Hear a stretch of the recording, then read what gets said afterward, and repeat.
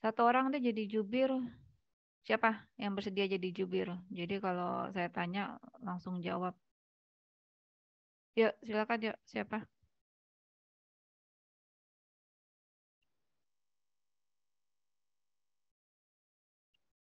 Nggak ada yang mau jadi jubir nih.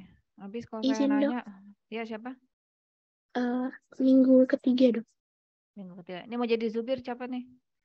Juru bicara.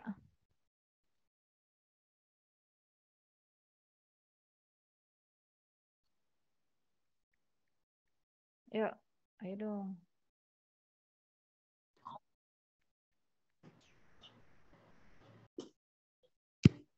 Yuk, cepetan yuk.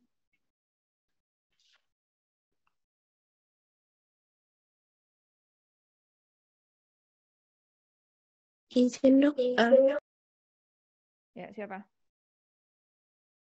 juru bicara itu untuk apa ya dok? Ya kalau saya tanya biar cepet responnya. Biar atau nggak perlu. Saya nggak perlu menanyakan respon dari kalian. Ya saya mau cepat aja responnya. Yuk, ada yang mau jadi jubir gak? Kalau nggak ya udah. Baik dok, saya saja dok. Siapa nih? Ini dok, sorry mas. Siapa? Gelar amal dok. Panggilannya? Amal dok. Amal. Oke, terima kasih Amal. Oke, ini minggu ketiga ya. Udah kuliah apa aja nih? Kuliah Izin tropis dok, nih. sejauh ini ada infeksi dan patogenesis. Infeksi, ada bakteri dan virus, ada protozoa, ada arthropoda, terus ada virus penyebab penyakit tropis, zoonosis, bakteri aerob sama anaerob, terus penyakit non-infeksi, terus helmintologi jaringan, patofisiologi dan penata laksanaan, terus penyakit kulit, mikosis paru, pemeriksaan laboratorium, helmintologi usus, Oke, jamur berarti penyebab malaria infeksi. udah ya untuk yang Udah, terkait. Oke, plasmodiumnya. Jadi ya kan saya kebagian terapinya aja nih untuk yang mengenai plasmodiumnya ya kalian harus baca sendiri ya. Jadi saya anggap sudah diberikan kuliahnya. Oke, jadi ya ini eh, sekilas mengenai prevalensi, kemudian angka gitu ya. Nah, di sini juga kenapa sih kok masih banyak ya? Pertama memang banyak resistensi ya dari obatnya. Kenapa obatnya kok nggak bisa cuma satu? Ya biasanya seringkali dalam bentuk kombinasi supaya mengurangi terjadinya resistensi obat. Nah ini untuk daerah endemik malaria ya. Nah di sini ada yang untuk hijau, hijau apa coklat nih? Coklat ya. Kloroquine resistan malaria. Nah bisa dilihat di sini untuk Indonesia ya itu sudah semuanya resisten terhadap kloroquine. Jadi kalau nanti misalkan soal ujian kasusnya di Indonesia gitu ya, ya kamu jangan kasih kloroquine karena sudah resisten ya. Kemudian yang masih sensitif ya ini yang warna orange ya. Kemudian di sini yang bukan endemik malaria. Nah, di sini dilihat ya, jadi di Singapura ini kayak apa ya? Mungkin kok lucu loh dikelilingi nih semuanya nih ya oleh yang resisten kloroquine. Tiba-tiba ada area nih satu Singapura yang bukan endemik malaria. Ada apa di Singapura gitu ya. Nah, malaria itu sendiri kan dia untuk tempat hidupnya daerah yang apa air-air yang bukan yang jernih ya. Beda halnya dengan Aedes aegypti untuk penyebab vektor untuk DBD. Nah, itu kan eh, untuk lingkungan hidup yang bersih. Kalau malaria ini untuk yang air bukan yang tidak bersih gitu ya. Oke, ini di negara-negara di benua lainnya ya. Ini sekilas mengenai siklus hidup dari protozoanya, Plasmodium. Oke, kemudian di sini ya tadi mengenai siklus hidupnya sporozoid dari ludah nyamuk ya. Pada saat digigit masuk ke dalam sirkulasi menuju hati, kemudian jadi season ya, ini nanti bisa dibaca sendiri ya. Demam itu pada saat timbul demam pada saat apa? Terjadi apa pada plasmodium yang pada manusianya gejalanya demam? Oke, nanti baca lagi ya. Kemudian, nah ini kan tadi dilihat dari sporozoid ya. Masalahnya tidak ada obat yang membunuh atau mengeradikasi sporozoid. Jadi jadi hanya mencegah timbulnya gejala akibat parasit fase eritrosit yang aseksual. Kemudian juga tidak ada obat, satu obat langsung efektif untuk semua fase. Nah, itu juga tidak ada ya, sehingga butuh kombinasi. Nah, ini untuk dilihat fase-fasenya, ini obatnya mana yang berperan ya, bisa mempunyai efek terapi terhadap fase apa, bisa dilihat di sini. Kemudian untuk klasifikasi obatnya ada yang kelas 1, kelas 2, kelas 3. Targetnya masing-masing, ada yang fase aseksual ya. Kemudian ada yang di rata-rata sih aseksual ya. Nah, biasanya kalau misalkan ada orang mau bepergian ke suatu area daerah yang endemik malaria, nah sebelumnya itu sudah diberikan obat ya. Di sini misalnya profilaksis untuk plasmodium yang sensitif kloroquine. Karena masih sensitif maka diberikan nih kloroquine 500 mg per minggu. Sejak kapan diberikannya? 1 sampai 2 minggu sebelum keberangkatan sampai dengan 4 minggu setelah pulang dari daerah endemik malaria. Jadi memang cukup lama itu ya. Kemudian saya ada teman, jadi orang Indonesia tapi keluarganya tinggal di Amerika. Jadi pada saat mau balik ke Indonesia itu banyak banget obat dan vaksinasi atau imunisasi yang harus diberikan gitu. Jadi tidak bisa mendadak seperti itu karena ya di Indonesia penyakitnya berbeda. Malaria di Amerika udah nggak ada gitu. Jadi ya kemudian dan penyakit-penyakit lainnya. Jadi memang harus dipersiapkan. Oke, kemudian di sini kalau profilaksis untuk falciparum atau vivax yang resisten kloroquine. Nah, ini dikasih apa saja nih, ya. Nah, ini pilihannya nih. Boleh dikasih atofakon ya dengan dosis sekian atau mefloquine, doxycycline ya, seperti itu. Nah, untuk terapi mau nggak mau tuh harus menunggu hasil lab. Tapi kalau memang suatu kondisi gawat darurat, ya terpaksa kita memberikan terapi berdasarkan kita lihat gejalanya, kita lihat daerah plasmodium apa nih pada daerah ini yang paling banyak seperti itu ya. Oke, jadi ya, disebut dengan presumptive treatment. Untuk panduan terapinya, nah ini untuk spesies plasmodium. Nah, ini untuk falciparum sama knowlesi ya. Ini falciparum ini yang bisa sampai menyerang kotak tuh falciparum aja ya, yang lainnya tidak. Jadi hati-hati nih. Biasanya kalau yang angka kematiannya tinggi justru yang dari falciparum. Kalau Vivax dan Ovale ini ada hipnozoid. Jadi memang bisa dorman. Protozoanya ini bisa plasmodiumnya bisa dorman. Jadi kalau sedang dia kondisi dorman yang nggak bisa dieradikasi dengan obat. Nah, untuk falciparum vivax, pola resistensinya terhadap obat berbeda-beda.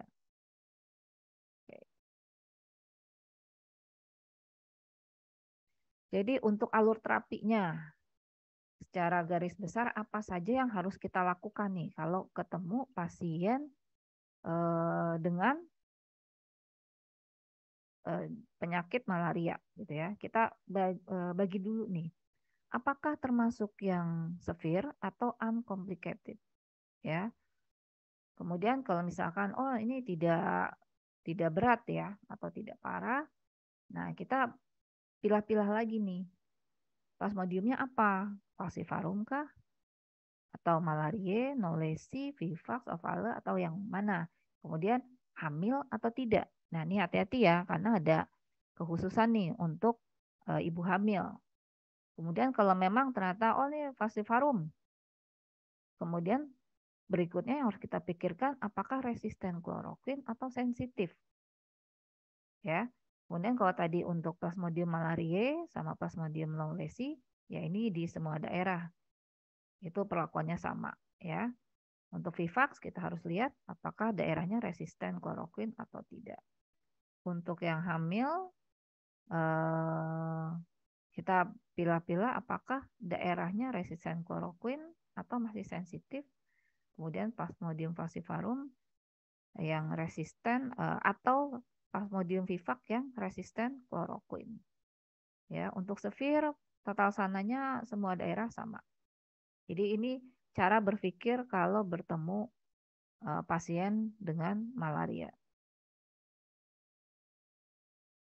Kemudian saya lanjut dengan malaria yang tanpa komplikasi terlebih dahulu. Ya, jadi untuk falciparum dan malaria yang sensitif kloroquine, nah ini diberikan kloroquine ya 2 tablet ya 1 gram ini, jadi 2 tablet itu 1 gram segera, kemudian baru diberikan 500 mg pada jam ke-6, 24 dan 48 gitu ya. Ini untuk Vivax ovale sensitif kloroquine ya ini obat-obatnya dan jangan lupa ditambah Primaquine ya 14 hari. Kemudian untuk falciparum resisten kloroquine. Nah, ini obat-obatnya ya, pilihannya atau Vakon, Malaron, Coartem seperti ini. Oke. Kemudian untuk Vivax yang resisten, ya ini sama nih obat-obatnya 1 2 3 4 ya plus Primaquine. Oke. Sorry, yang falciparum ini semuanya ya dikasih ya. Oke.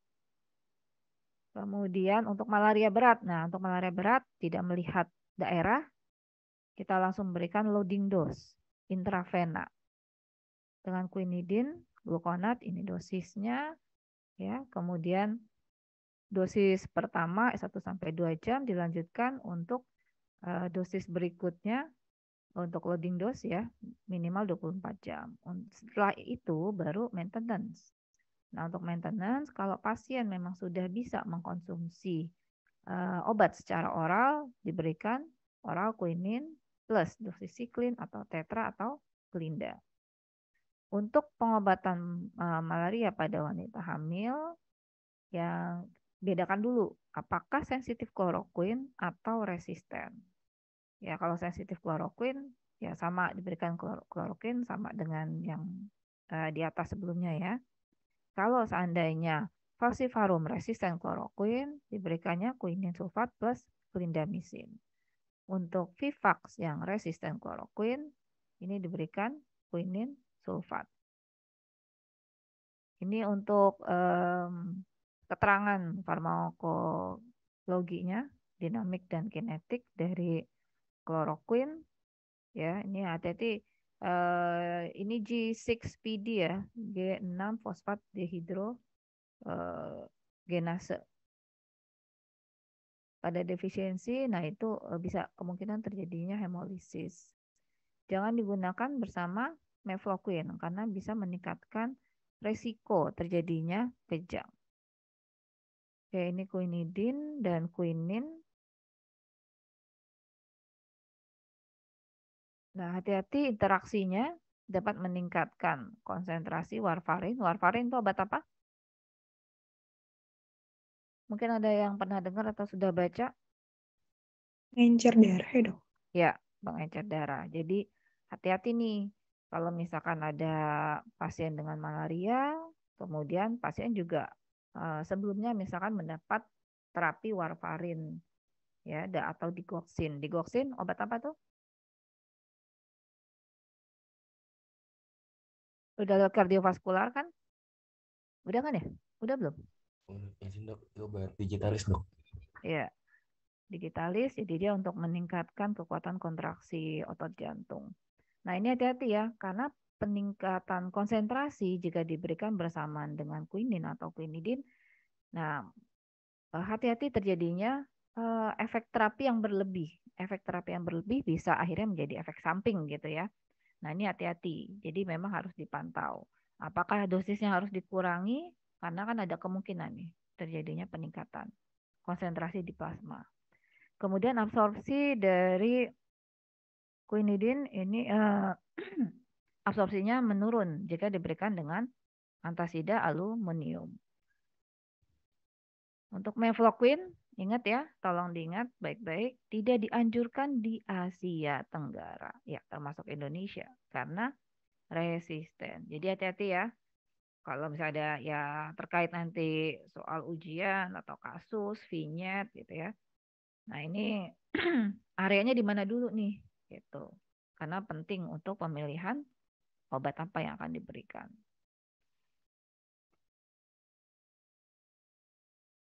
Ini terjadi resistensi silang dengan quinidin.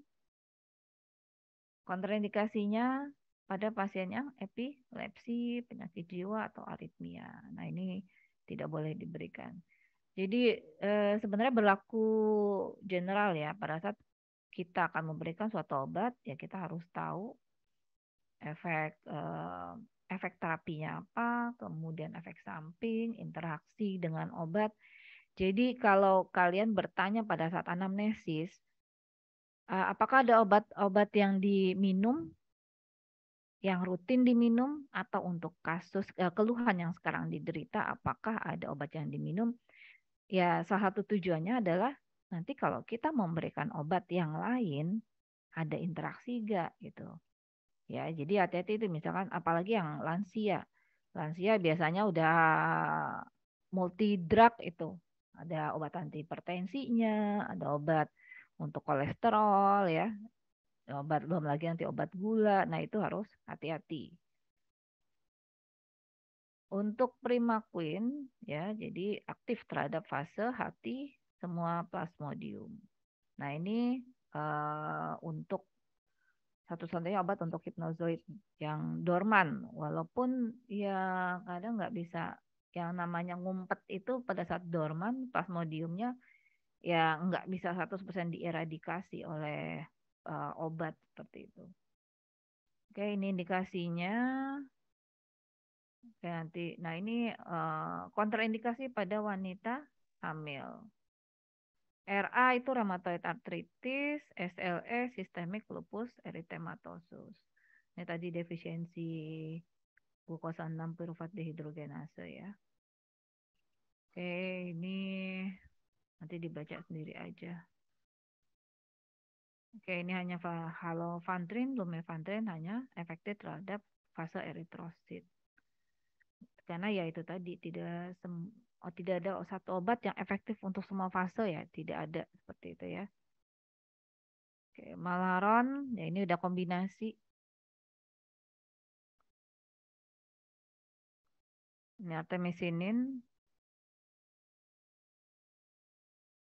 Oke, ya sebagian ya karena wanita hamil ya, sebenarnya juga anak-anak itu selalu kita harus lebih hati-hati pada saat pemberiannya. Oke, ini saya mau menampilkan sebentar, saya stop share dulu.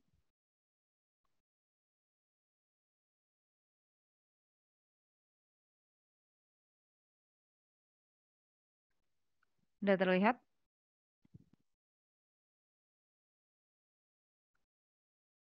Sudah ada. Ya, ini saya belum browsing lagi yang terbaru, tapi kurang lebih sih nggak terlalu banyak perubahan ya. Nah, di sini tabelnya sih cuma ada berapa halaman ya? 3 halaman ya. Tapi ya keterangannya ini banyak banget nih, gitu ya. Nah, ini bisa dilihat. Ini ya areanya, ini plasmodiumnya apa, areanya sensitif atau resisten. Kemudian ini yang rekomendasinya ya untuk dewasa, untuk anak ya. Ini dibedakan nih, gitu ya. Nah, ini kalau untuk dosis anak itu kita harus pertama minimal kita tahu dosis dewasa. Jadi kalau misalkan kita salah hitung, itu kita ingat dosis dewasa, ternyata loh kok lebih ya, atau sama dengan dosis dewasa hasil perhitungan kita, ya berarti salah hasil perhitungannya. Seperti itu ya. Jadi harus hati-hati ini untuk anak-anak. Oke, ini nanti dibaca banyak banget nih ya. Ada 4 opsi. A, B, C, atau D ya. Untuk kloroquine sensitif Plasmodium falciparum.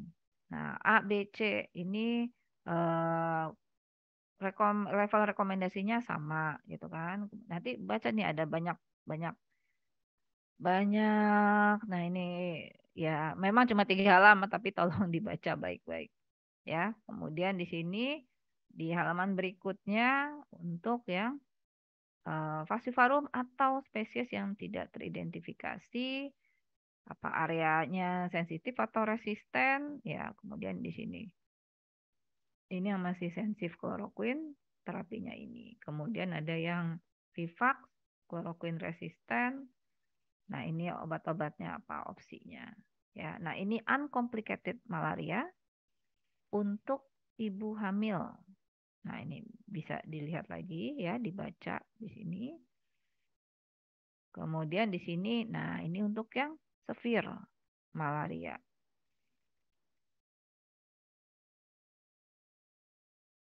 Oke.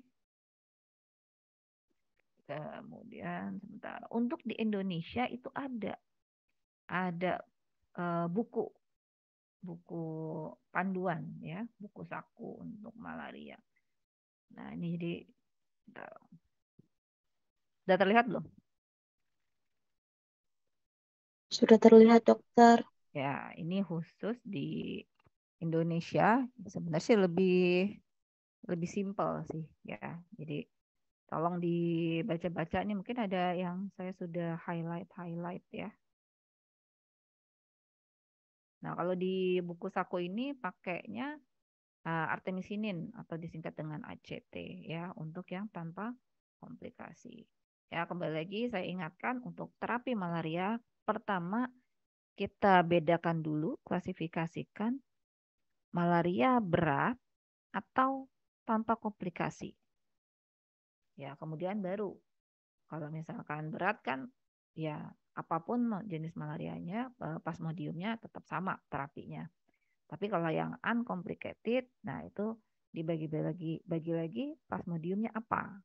Setelah plasmodiumnya apa, dibagi lagi sensitif klorokin atau resisten. Ya, ya di sini nanti bisa dibaca-baca ya, lebih simpel untuk oke, ini jenis-jenisnya. Dari gejalanya kan beda ya. Ada yang demam 2 hari, ada yang demam tersiana 3 hari, gitu ya. Ada yang kuartana. Nah ini juga um, easy to read sih untuk obat ya apa buku saku ini gitu ya. Oke, nanti dilihat nih pengobatan tanpa komplikasi ya. Oke, ini ada tabelnya. Ini kalau yang Vivax yang relapse, malaria ovale ya. Nah, di sini ada yang pakai seperempat tablet. Jadi udah nggak pakai. Tapi ada ini ya berat badannya ya. Jadi patokannya berat badan atau di sini pakai usia. Hati-hati juga kalau anak-anak yang obes. Kalau anak yang obes kita pakainya usia. Nanya pada ibu hamil ya. Oke, dibagi lagi ini untuk ini malaria berat.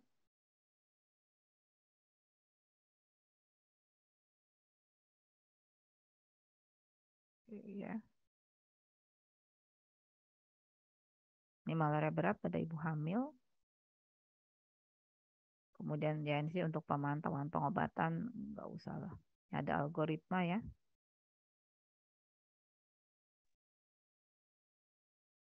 Ini tata laksananya. Ini malaria berat tata laksananya. Oke, kurang lebih. Nah, ini malaria cerebral itu hanya pada Plasmodium falciparum ya. Ya, kalau malaria berat dan gagal nafas. Oke. Ini jadi macam-macam nih, malaria berat dengan ikterus, anemia ya. Oke. Nanti bisa kalian baca-baca. Oke, sampai sini untuk malaria. Ada pertanyaan nggak?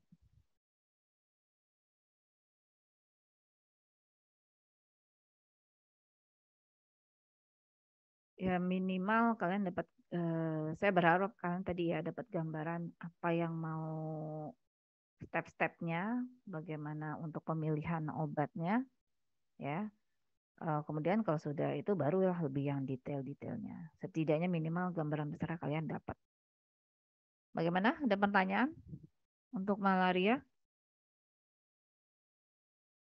Kalau tidak, saya mau lanjut lagi ke topik berikutnya. Bagaimana? Izin dok, belum ada dokter. Oke, saya lanjut berikutnya dengan antihelmin. Bentar, mana ya?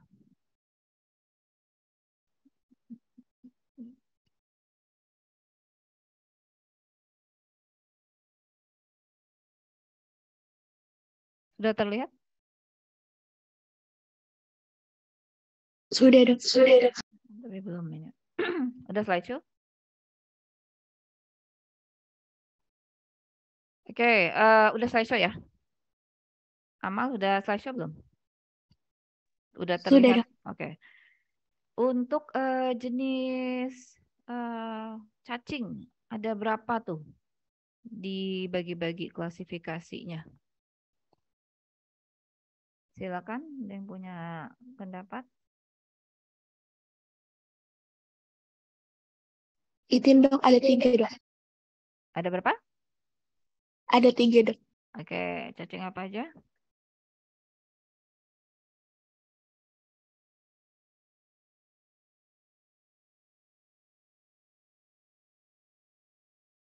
Apa? Cacing kurus, cacing gemuk. Apa? Silakan.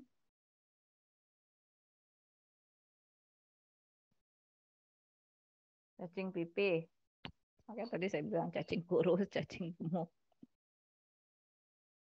Ya, apa ya? Udah kuliah kan? Parasitologi. Parasitologi yang kasih kuliah siapa ya? Dokter Cahaya masih? Atau siapa gitu? Iya dok, dokter Cahaya. Oke. Oke. Soil transmitted disease. Ya.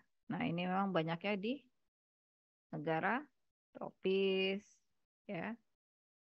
Nah, ini penyebab anemia atau pertumbuhan terhambat. Bahkan perkembangan intelektual juga terganggu, fungsi kognitif. Ternyata ya kecacingan ini sangat berdampak ya untuk anak-anak. Oke, bagaimana menurut, ada yang saya mau tanya pendapat kalian, kalau seandainya ada program untuk pencegahan kecacingan nih, diberikan obat cacing tiap 6 bulan pada anak-anak SD. Setuju atau tidak setuju? Silakan yang punya pendapat.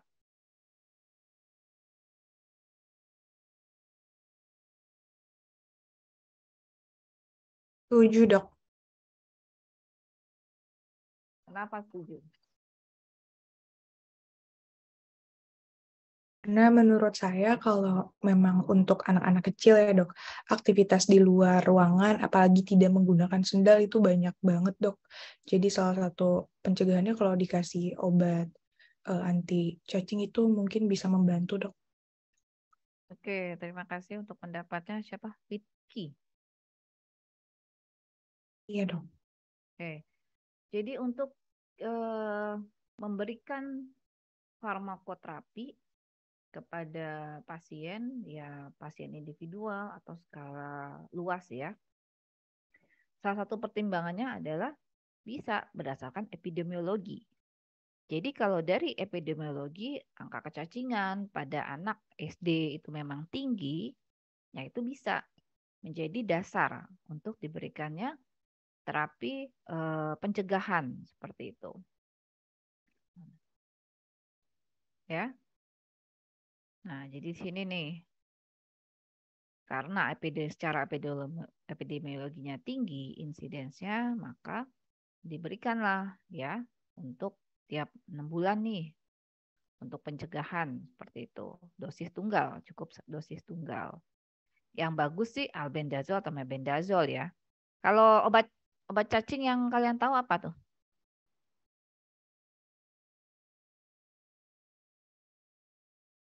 Apa yang kalian tahu? Kombantrin pernah dengar nggak? Kalian minum nggak sih obat cacing tiap 6 bulan? Nggak minum ya? Suara saya kedengeran nggak sih? Izin dok, minum dok. Minum tiap 6 bulan ya? Apa yang kamu minum? Convermax dok. Apa? Convermax ya dok. Apa isinya? Nggak lihat. Pokoknya minum aja. Kalau minum obat tuh sekarang dilihat-lihat. Ini apa sih isinya? Dibaca gitu ya. Ada Kombantrin, ada Vermox ya. Kalau Kombantrin itu Pirantel Pamuat. Kalau apa Vermox itu mebendazol. Nah, kalau untuk secara ininya lebih luas spektrumnya yang lebih bagus yang mebendazol atau albendazol. Tapi yang sering-sering kan kalau untuk anak SD nih, misalnya ada program pemerintah gitu ya, untuk obat cacing tiap 6 bulan biasanya sih pakainya Kombantrin. Ya masih istilahnya setidaknya ada lah dibanding tidak minum sama sekali. Karena ya itu tadi dampaknya ya anemia, kemudian akhirnya jadi ke intelektual gitu kan, kasihan anaknya. Oke, di sini jadi tadi jenisnya ada nematoda, cestoda, ada satu lagi apa? Nematoda, cestoda, satu lagi. Ayo, ada 3 kan?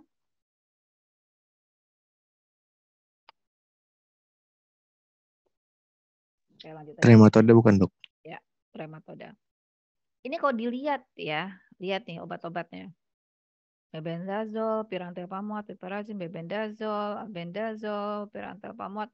Ini kayak apa itu iklan apapun makan ya minumnya. Iklan apa tuh? Nah ini apapun cacing ya untuk yang nematoda ya. Ya obatnya ini lagi gitu kan. Walaupun ada beberapa yang memang berbeda nih. Misalnya kayak Wuchereria bancrofti ya. Bisa dilihatnya. Ini rata-rata ya pirantelpamoat, mebendazol ya seperti itu ya. Oke, lanjut trematoda. Nah, ini lihat praziquantel ya rata-rata. Jadi untuk satu golongan ya obatnya berkisaran itu aja sih, gitu ya. Kemudian ini untuk cestoda, Taenia saginata, solium saginata yang sapi ya, solium untuk yang dari babi. Nah, ini obat-obatnya praziquantel, albendazol ya. Ini masing-masing farmakologi dari masing-masing obat. Oke, di sini bisa nanti dibaca sendiri ya. Untuk albendazol dia askariasis ya. kemudian cutaneous alfa migran, ini ya lebih luas spektrumnya. Filariasis juga, tapi ditambah ivermectin ya. Untuk dietilkarbamazin, nah ini drug of choice untuk Buchereria, Bancrofti, Brugia malai, Brugia timori, dan Loa-Loa. Ini daerah mana sih? Masih ingat gak nih? Di daerah mana tuh banyaknya? Di pulau apa gitu? Ini pelajaran SMA kayaknya ada ya. Oke, kemudian hati-hati ya untuk pemberian obat cacing, karena cacing-cacing yang mati justru itu bisa menimbulkan reaksi alergi ya. Jadi sebelum pengobatan dikasih dulu nih kortikosteroid ya. Terus ditambah juga boleh antihistamin. Jadi sudah diberikan pencegahan lah sebelum terjadinya nanti reaksi alergi gitu ya. Ivermectin ya ini drug of choice untuk strongyloidiasis. Kalian CSL-nya ada masih yang lama ya? Ada CSL apa aja? Untuk tropis? Ada analisa feses ya? Ada pus darah tepi, ada Izin dok, ada dok, tapi belum. kerokan kulit ada? KOH? Ada dok. Itu di tropis apa special sense ya? Saya lupa. Ya, jadi nanti untuk cacing ya itu nanti itu ini ya materi yang dari parasitnya ya. Kalian membedakan telur cacing. Udah ya kuliahnya mengenai telur cacing.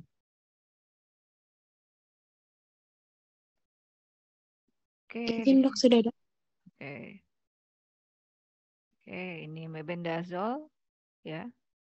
Nah, ini kalau kalian nanti terkait obat-obatan, farmakologi, kalian akan ya terkait farmakodinamik. Kalau untuk gampangnya ADME. Jadi ADME, absorpsi, distribusi, metabolisme sama ekskresi. Ya, kalau bicara absorpsi dari tempat pemberian kemudian sampai diserap itu berapa persen ya. Ikatan protein, obat itu justru yang bekerja kan obat yang bebas, yang tidak terikat protein. Jadi kalau pada kasus proteinnya rendah, kira-kira pada kasus apa nih? Protein plasma rendah. Silakan, ada yang mau jawab?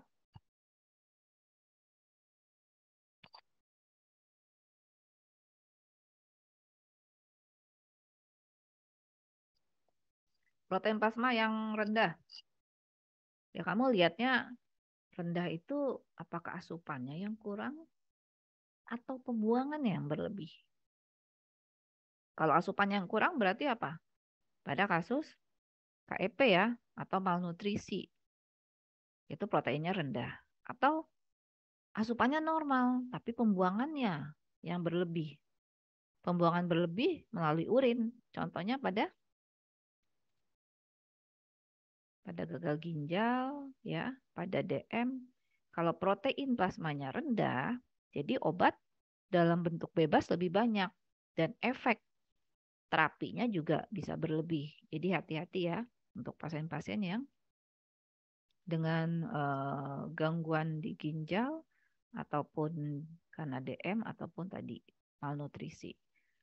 Dosis obatnya yang memang ikatan proteinnya tinggi itu harus dikurangi. Oke.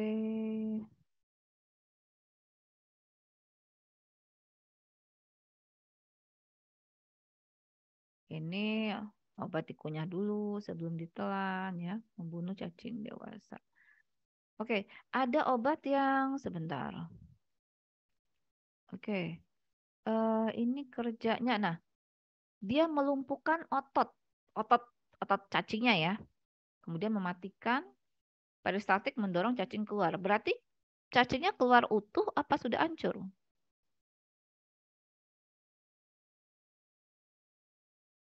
Utuh ya dok?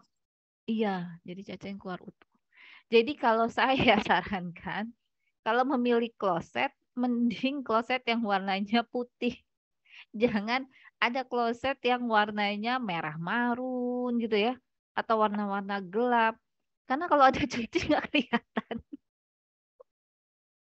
Jadi ini kalau jadi jangan aneh kalau kali misalkan nih pasien minum praziquantel gitu ya. Terus ya kamu kasih tahu ke pasiennya, Pak, nanti jangan jangan kaget ya, karena ini obatnya tidak menghancurkan, tapi hanya apa melumpuhkan dan mematikan cacing. Jadi keluarnya dalam bentuk utuh seperti itu, ya. Nah, jadi ada nggak dok obat yang menghancurkan? Jadi saya nggak perlu melihat ada cacing keluar gitu ya pada saat saya BAB gitu. Ya, kamu nanti lihat-lihat aja ada. Nih, tapi kebanyakan sih melumpuhkan. Ini melumpuhkan nih ya. Melumpuhkan. Kemudian coba kita lihat mebendazole. Oke. Ya, mau nggak mau ya. Ya sudah terima aja. Ya, ini juga cacingnya malah spastis. Bukannya lumpuh. Cacingnya malah spastis.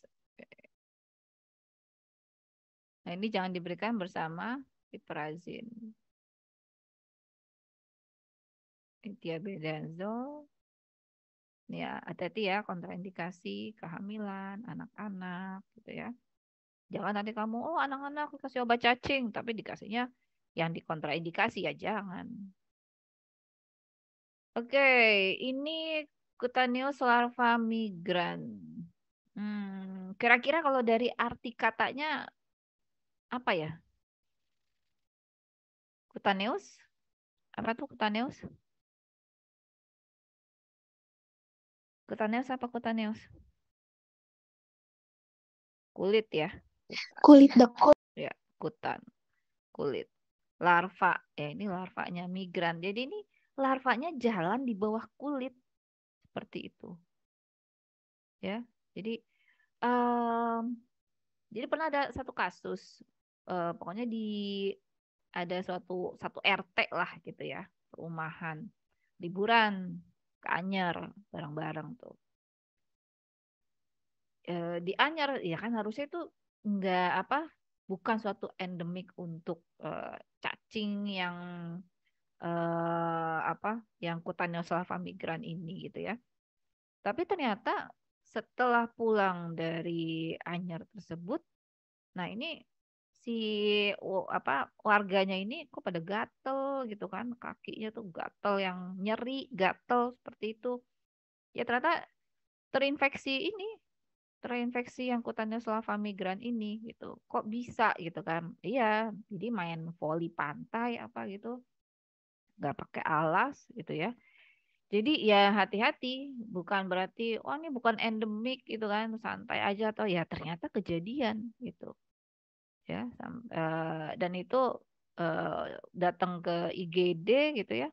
Wah sampai ini kan kejadiannya jarang banget untuk di Jakarta dan sekitarnya Jabodetabek gitu. Sampai di foto-foto sama dokter IGD-nya gitu. Nah ini saya mendapat cerita dari salah satu warga yang pergi itu gitu. Nah ini udah kamu ada albendazole, ada yang spray juga ada ya, selain yang minum juga. Jadi mungkin agak-agak horor sih melihat ada sesuatu berjalan di bawah kulit gitu ya. Ya ini contohnya. Oke, sampai sini ada pertanyaan untuk kecacingan.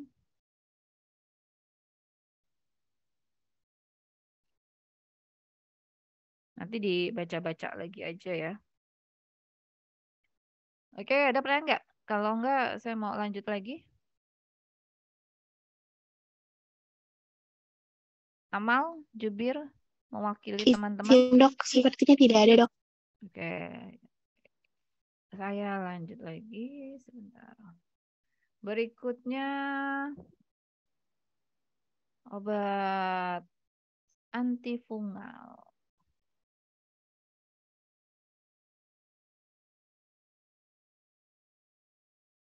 Oke.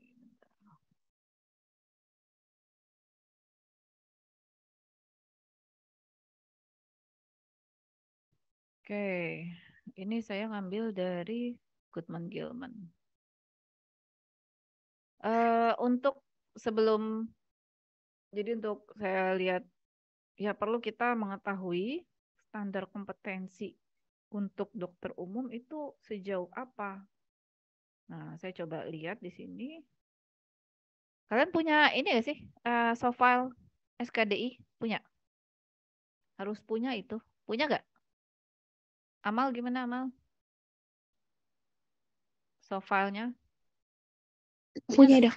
Punya ya. Ternyata di standar kompetensi dokter Indonesia, kalian kalau memasuki suatu sistem, ya kalian harus lihat tuh. Jadi nanti untuk kalian belajar tuh sejauh mana sih gitu ya. Nanti juga misalkan untuk OSC, ya oh kalau kasus yang ini misalkan 4A atau kalian ya udah harus bisa tata laksana tuntas, ya udah kalian harus sampai pelajari gitu kan. Oke, ini saya ingin mengingatkan kembali ya, kemampuan 1 itu nggak perlu diagnosis. Jadi cukup hanya menjelaskan, oh gejala klinisnya ini gitu ya, nggak perlu diagnosis. 2, diagnosis langsung rujuk, tidak perlu di terapi. Ya, ini mungkin udah level yang level untuk spesialis atau subspesialis. Ya, diagnosis langsung rujuk, tidak perlu terapi. 3, ada 2 dibagi menjadi 3A, bukan gawat darurat, 3B yang gawat darurat.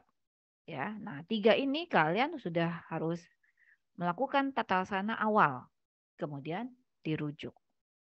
Ya, nah sini kalau yang bukan gawat darurat, kemudian 3B yang gawat darurat, diagnosis, ya, kemudian terapi untuk gawat daruratnya, life saving, habis itu rujuk. Ya, untuk 4, kalian sama sampai 4A aja nih, karena 4B itu setelah internship. Ya, jadi cukup sampai 4A. Nah, 4A tata laksana sampai tuntas. Oke. Jadi kita lihat nih. Nah, dari yang saya lihat untuk infeksi jamur, kalau di sini itu semuanya 4A, tapi untuk yang bukan yang jamur yang diinvasif gitu ya, yang di dalam sirkulasi sistemik enggak. Jadi lebih untuk yang jamur-jamur yang di mukokutan kayak gitu, yang di kulit. Jadi bukan yang infeksi luas seluruh tubuh seperti itu. Ya, dan semuanya 4A. Ya, harus tuntas. Oke, ini nama-nama ini coba ya udah dapat kuliahnya. Kalau udah dapat kuliah ini unguium apa tuh? Tinea unguium. Apa? Jamur di mana?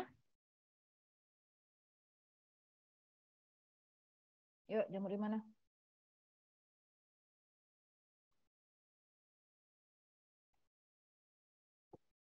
Jawab di kuku ya dok. Ya, kuku. Tinea pedis? Di kaki dok. Oke, kruris. Ayo, ini suka salah kaprah nih. Tinea kruris. Apa? Izin jawab dok, yang ada di lipatan paha bukan dok?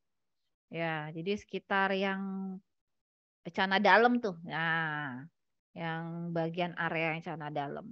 Ya, itu kruris. Bukan hanya lipat paha aja, bisa aja melebar sampai ke bokong gitu. Pokoknya yang area tertutup cana dalam. Gitu ya. Barbe apa nih?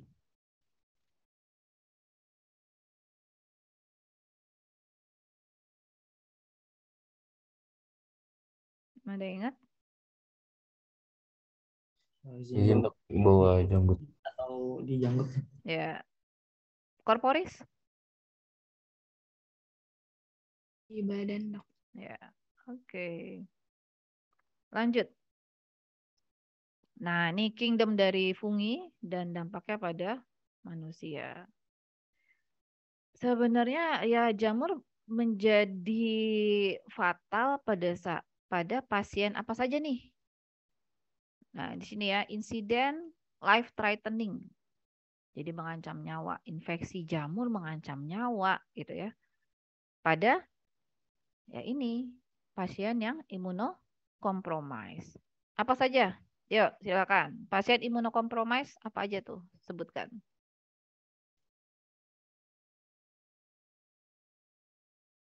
Yuk. Izin jawab HIV, dok. Ya. HIV, oke. Ada lagi? SLE ya, Dok. Autoimun. Oke, ada lagi? Izin jawab, dok. Diabetes. Diabetes nggak termasuk. Ya karena terkait imun, apa berarti? Pasien-pasien yang mendapat obat imunosupresan. Apa tuh? Pasien apa yang diberikan imunosupresan? Izin, Dok. Pasien pengidap HIV bukan, Dok? HIV tadi udah, tapi enggak untuk imunosupresan bukan HIV kasusnya apa? Ditekan nih imunnya supaya tidak terjadi penolakan pada kalau pasiennya mau di Transplantasi organ yang ya transplantasi organ dikasih imunosupresan. Ya namanya organ dari bukan dirinya kan, bahkan dari apa saudara kandung atau orang tua pun tetap aja reaksi penolakan itu pasti ada gitu. Oke. Ya. Nah, ini tadi ya. Transplantasi organ. Organ tuh ya bisa organ atau apa darah bisa juga kan. Kemudian kemoterapi kanker. Tadi immunosuppressive medication misalkan pada tadi kasus autoimun dikasih imunosuppressive HIV atau AIDS ya. Oke, di sini amphotericin B masih merupakan gold standar untuk obat anti jamur sistemik ya. Tapi terapi alternatif sekarang juga sudah mulai banyak ya ditemukan. Oke, tipe dari infeksi. Oke, nah ini infeksi fungi salah saya. Ya, jadi untuk infeksi jamur itu ada yang invasif, ada yang mukosa, ada yang superficial. Terkait tadi SKDI, maka kalian cukup belajar yang mukosa dan superficial. Yang invasif tidak. Maksudnya bukan di situ malah nggak ada di SKDI ya. Oke. Oke.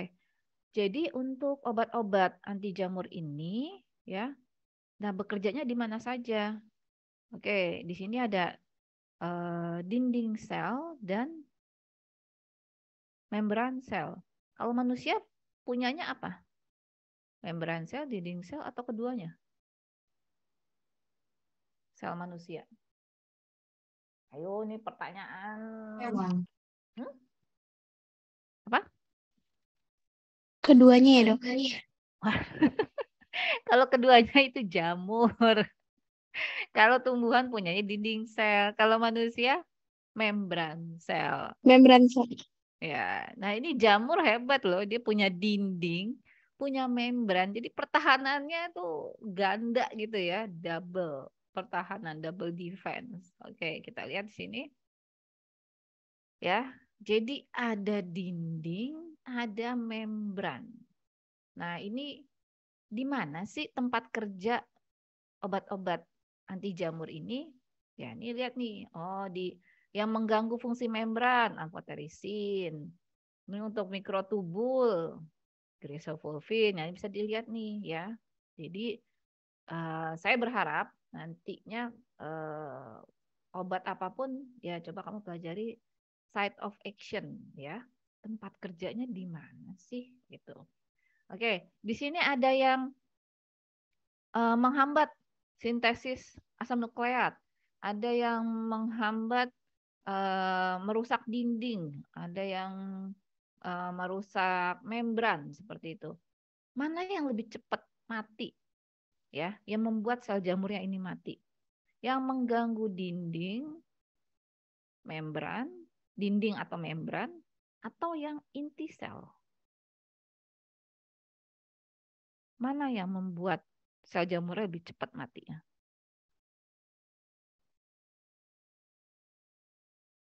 Ada punya pendapat?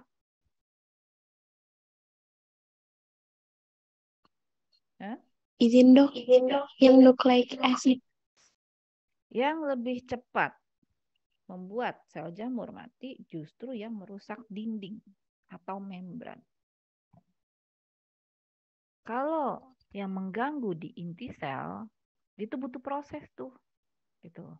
Karena inti sel untuk membelah, gitu ya, itu kan butuh proses. Sementara kalau dinding atau membrannya yang rusak, bocor ya langsung mati, gitu. Begitu juga nanti dengan bakteri. Ya, kalau dinding selnya yang dirusak, udah bocor kan? Di dalam sitoplasma organel-organel yang di dalam selnya leakage, bocor keluar. Ya itu lebih cepat mati tuh. Seperti itu. Dibanding kita mengganggu sintesis asam nukleat, ya segala macam seperti itu. Oke, ini kurang lebih gambarannya obat apa, dia intervensinya di mana. Oke, lanjut. Nah, ini berbagai jenis. Ini ada endemikosis, superficial, ya. Nah, itu apa jamu? Sebentar. Oke. Misalkan ini aspergillosis.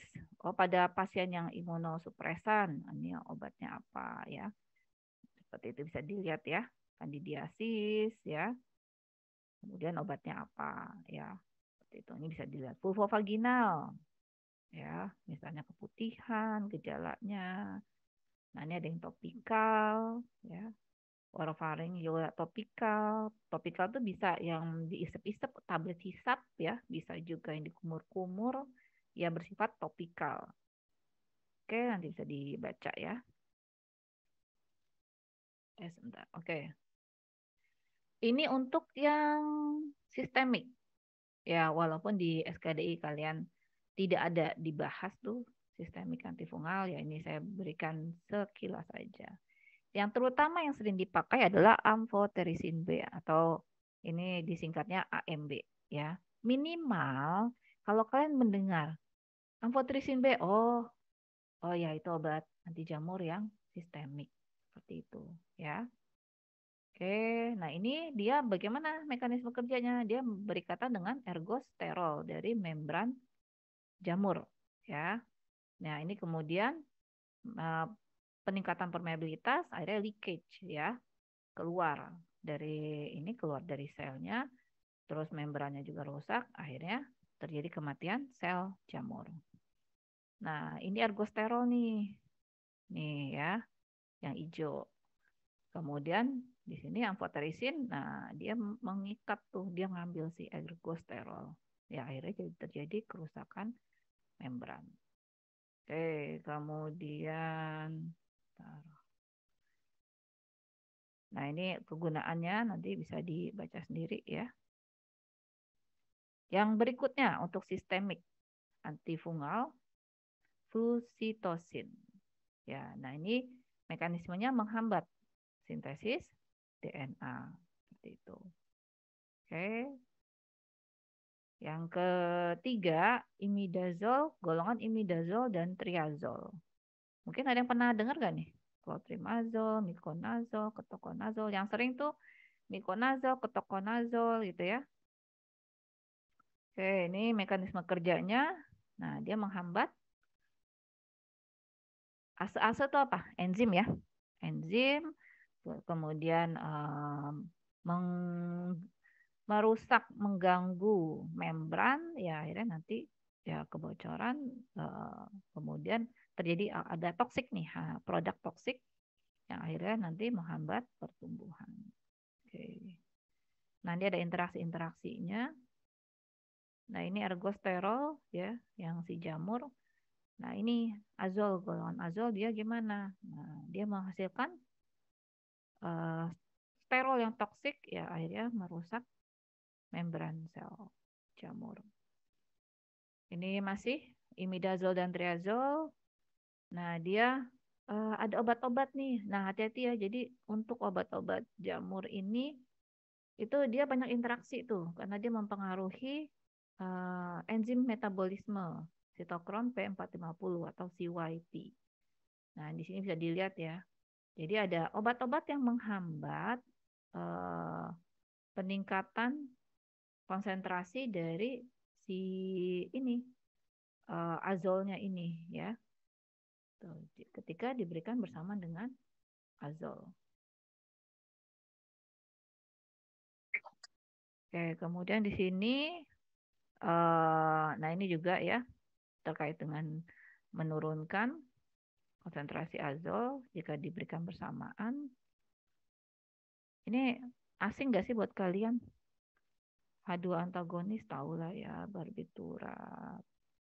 Ini ya mungkin ya, efavirenz, nevirapin, proton PPI tahu ya, phenytoin, rifampicin, OAT, ritonavir, obat-obat virus. Ya ini nice to know aja lah.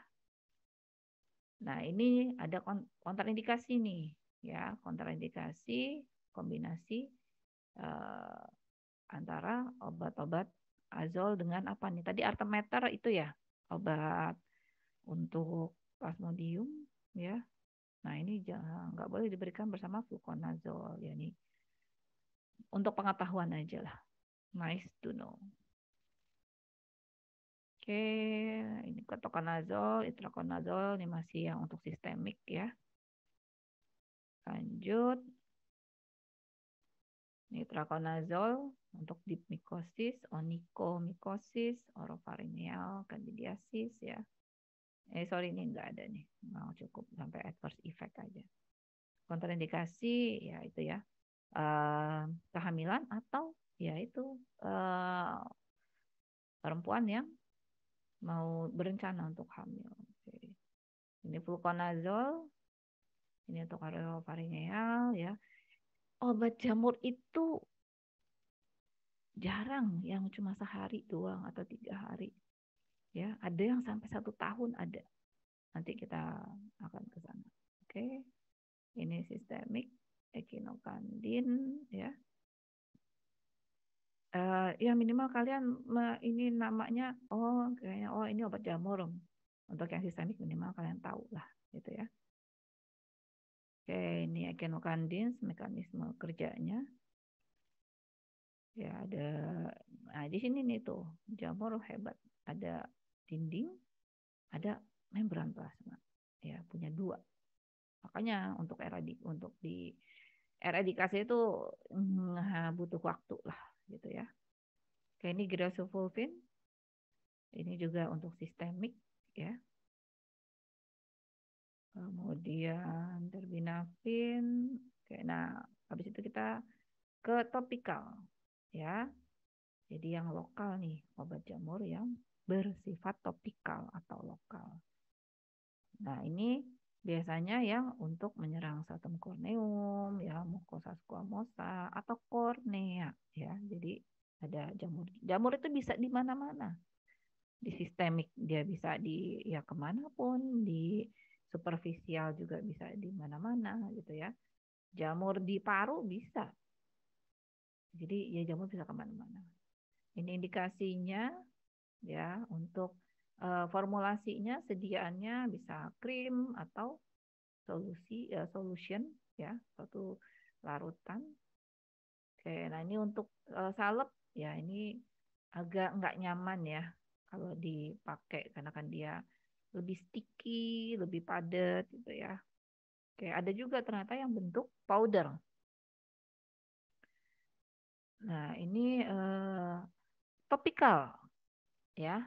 Pemberian topikal itu tidak bisa untuk yang kasus jamur di kuku ya, sama jamur di rambut gitu. Jadi harus untuk kuku dan rambut harus obat minum.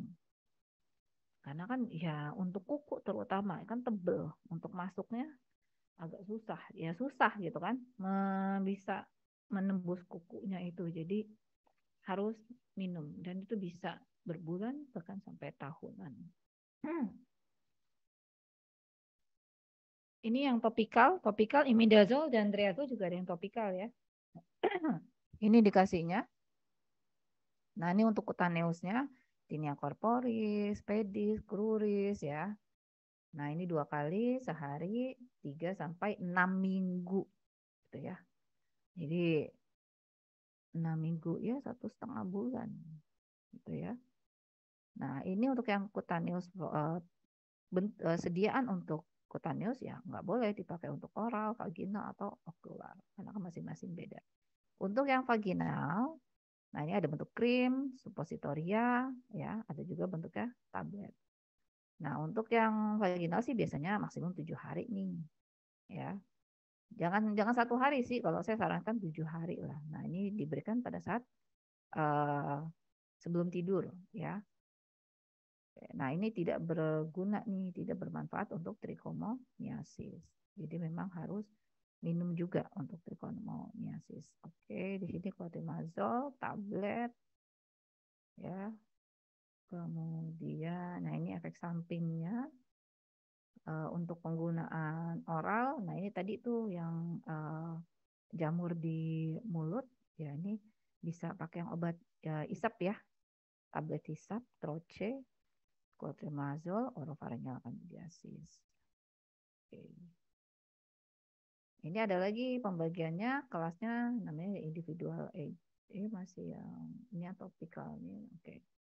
Clotrimazole ya, bisa dibaca di sini untuk kulit, untuk vagina, untuk ya bisa dilihat sini untuk pakai krim untuk tabletnya 500 mg, oropharyngeal candidiasis ya. Nah, ini di isep-isep ya, troches, tablet hisap. Oke, ini angka kesembuhannya ya 60 sampai 100% kasus, ada yang 80% ya. Bagus sih kalau kesembuhannya tinggi, tapi ya butuh waktu ya. Ini ada yang sampai 2 minggu. Seperti itu. Oke, kemudian di sini miconazole. Nah, ini efek sampingnya iritasi ya. Kemudian ada yang kram, sakit kepala, seperti itu. Nah, ini bentuk ada yang krim, ointment, lotion, powder, gel, bahkan ada yang ya ini aerosol powder ya, atau aerosol solution. Ini untuk miconazole untuk apa aja? Tinea pedis, cruris ya. Nah, ini angka kesembuhannya lebih dari 90%. Oke, kemudian ini ketoconazole, ada yang krim. Tadi ada yang oral juga ya, ketoconazole. Ini yang krimnya untuk yang topikalnya. Kemudian ada lagi di sini haloprogin, tolnaftat ya. Nah, bisa dilihat nih, ini dia bisa untuk jamur apa aja ya. Gitu. Nah, ini juga cure rate-nya bagus 80% ya. Oke. Ini ada lagi terbinafin. Nah, ini bentuknya ada yang krim atau spray ya. Oke, untuk tinea corporis, kemudian nah ini statin dia mirip dengan amphotericin B. Nah, ini untuk yang ya ini statin nggak bisa ya untuk yang kasus-kasus yang hiperkeratinisasi ya pada kuku. Nah, itu juga tidak berespon. Oke. Oke. Sebenarnya masih ada, tadi saya belum selesai bikin slide ya. Nanti saya lengkapi lagi. Itu ada benzoat sama satu lagi apa ya? Untuk yang topikal antifungal. Nanti saya lengkapi, nanti saya kirim ke akademik ya. Mungkin ada tambahan 1 atau 2 slide lah seperti itu. Oke, sampai sini untuk jamur. Ada yang ingin ditanyakan? Nah, untuk jamur ini mau nggak mau kalian mempelajari bentuk sediaan ya. Jadi nanti kalau mau nulis resep, kalian pilihnya yang mana nih? Kalau yang kulit berambut ya sebaiknya lotion bentuknya atau solution ya krim masih bisa lah. Tapi jangan pakai yang ointment atau salep untuk area kulit yang berambut. Seperti itu. Ya, kemudian tadi untuk kasus-kasus yang kuku, nah itu bisa sampai tahunan. Oke, sampai sini ada pertanyaan?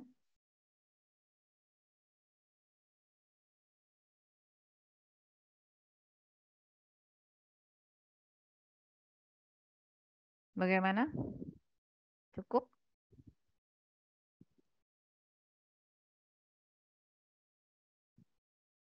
Amal gimana Amal?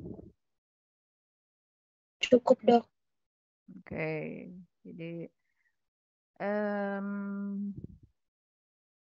ya, ya memang banyak sih materi. Masa ini kan baru dari farmako, belum lagi yang lain-lainnya. Untuk tropis kan banyak ya kasusnya. Apa yang memang berbagai bidang yang harus dipelajari. Begitu juga nanti special sense. Oh, special sense apa aja tuh yang dipelajari? Udah special sense belum? Belum ya? Udah belum? Amal udah special sense belum ya? Kalian? Belum. Belum. Nah, kalau special sense itu kulit, THT sama mata. Special sense. Ya, untuk tropis ya ini banyak kalau untuk tropis yang harus kalian pelajari. Nanti ada untuk farmakologi ada yang antivirus, antibakteri gitu juga ada kan ya? Ada, Dok. Ada. Ya, Dokter Audi ya kalau nggak salah. Iya, Dokter Audi. Oke, kalau tidak ada pertanyaan, semoga bermanfaat. Ya, saya berharap ada yang nempel lah ya. Ada penambahan Izin, Dok. pengetahuan. Izin, Ya. Dok. Hmm, Kenapa? Izin bertanya, Dok. Ya, oke, silakan. Mengenai malaria, Dok, kan untuk nyari tahu parasitnya itu butuh waktu ya, Dok. Jadi pada saat pasien udah dicurigain malaria tapi belum tahu parasitnya, itu tata laksananya apa dulu ya, Dok? Ya, itu tadi kayaknya ada tadi di slide saya. Ya, dilihat gejalanya.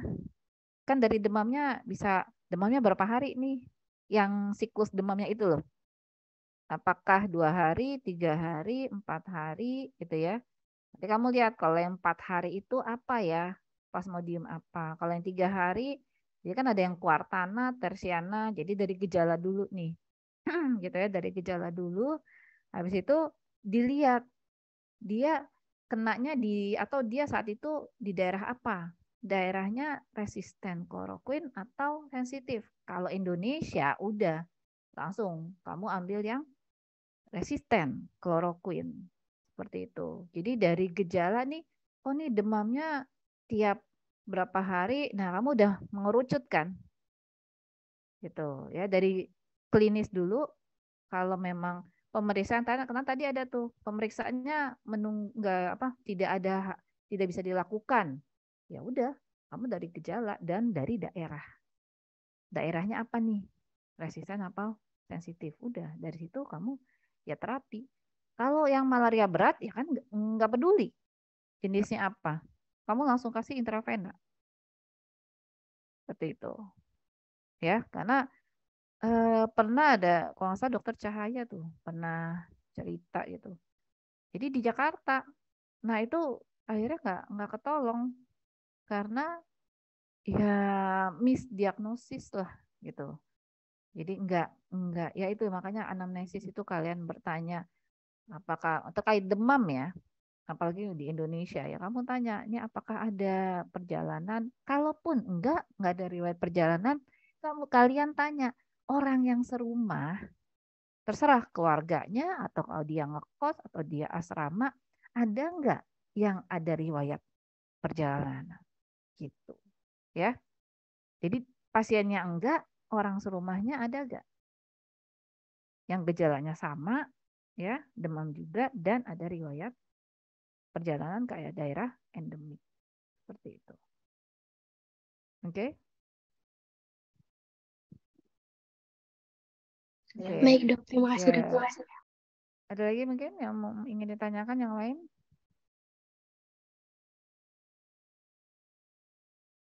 Oke, kalau tidak ada, kita tutup dengan baca hamdalah. Alhamdulillahirabbil alamin. Dan doa kafaratul majlis. Subhanakallahumma bihamdika asyhadu an la ilaha illa anta astaghfiruka wa atubu ilaik. Oke, terima kasih. Selamat beraktivitas, sehat-sehat selalu. Oke, saya pamit ya. Assalamualaikum warahmatullahi wabarakatuh. Waalaikumsalam warahmatullahi wabarakatuh. Terima kasih banyak. Terima kasih banyak, dokter. Sehat selalu, Dok. Sehat selalu, dokter. Ya,